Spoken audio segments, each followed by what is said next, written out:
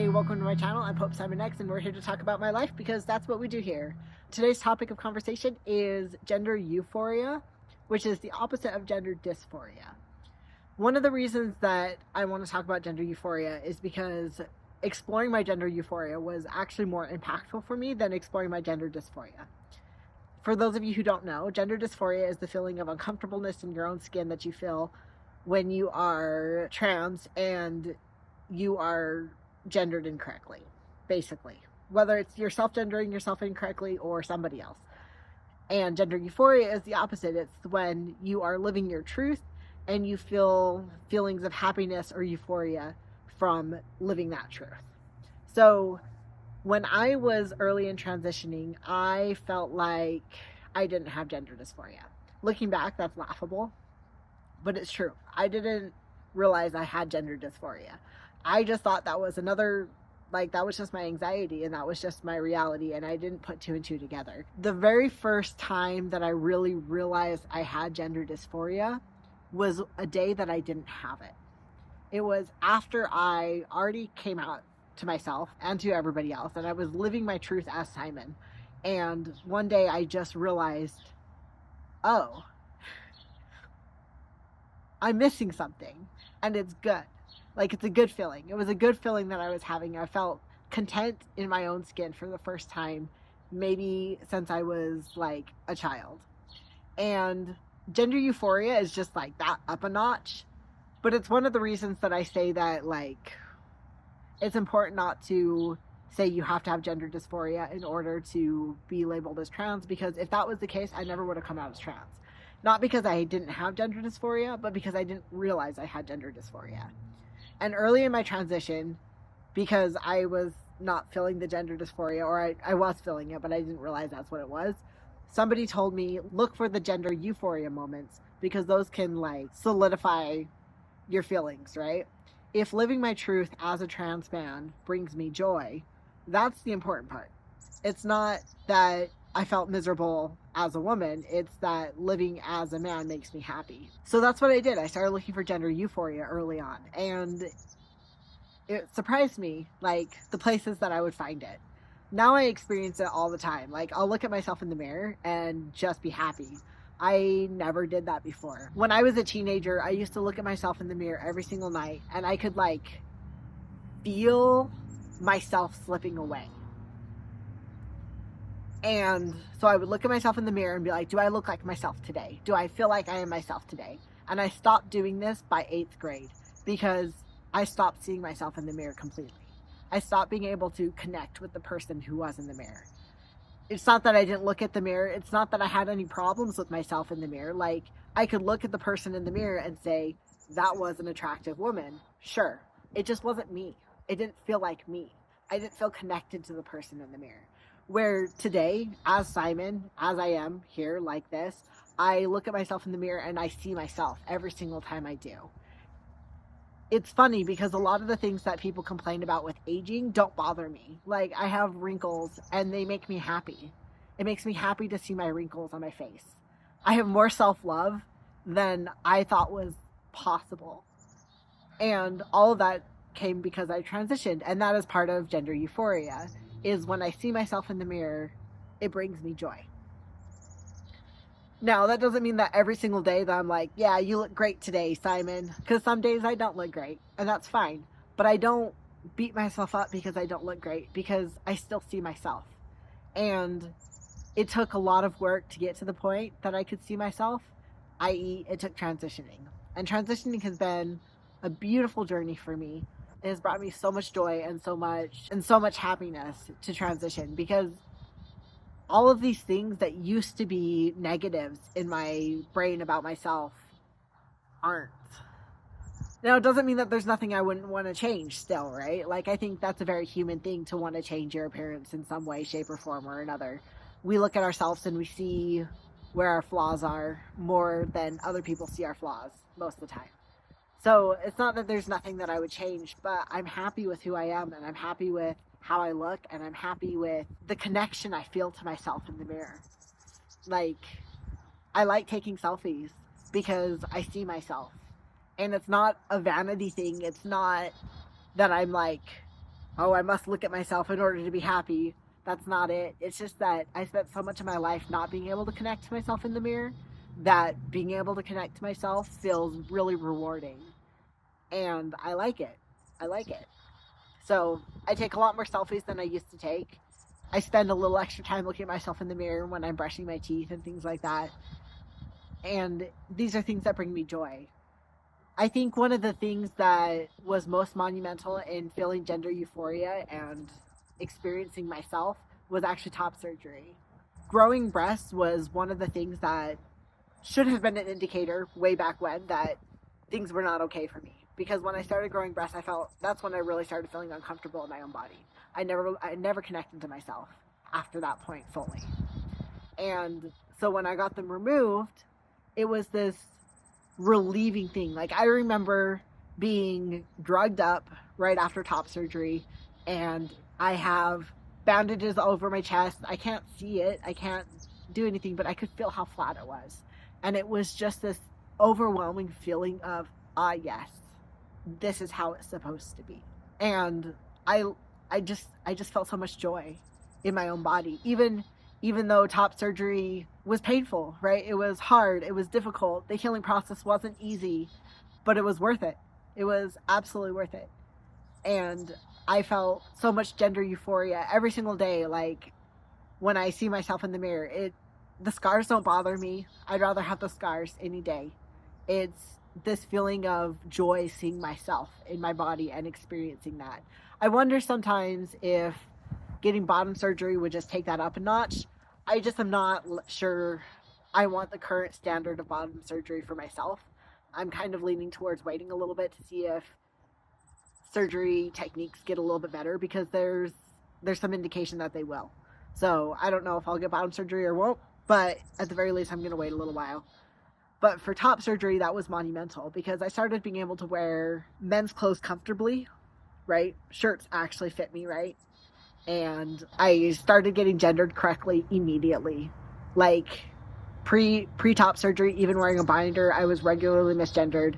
As soon as I got top surgery, that changed. Like, my face had changed enough that people were like, yep, that's a man. That's all it took, was getting rid of my breasts. So for me, that was important, right? Because I want to be gendered as a man. And that's when it started happening, is when I removed my breasts. So that was a moment of gender euphoria that just keeps on giving. It just keeps on giving. I like wearing button-up shirts and feeling how they feel on my skin. It's something that I don't think if you're cis you can fully appreciate, right? Well, I don't know, actually. Sometimes I think cis women get there, and cis men get there sometimes too, with like a cis man who goes to the gym and has built the body that he wants at the gym. I think that is gender euphoria. That's gender euphoria. And I think cis women who bodybuild can experience that too. But I think cis women more likely experience it when they like are all decked out and they have their makeup on point and they just feel good in their skin, right? That's gender euphoria. And I don't have to deck myself out to get there. I just have to walk out the door. That's where I'm at now. I get to experience this joy being in my own skin every single day just by existing as Simon. And it's really cool. It's a really cool experience. It's very nice having that feeling instead of the gender dysphoria and disconnect from myself that I used to experience all the time. So I'm really grateful that I got to experience this. It's one of the reasons too that like I think pushback on gender affirming care is silly.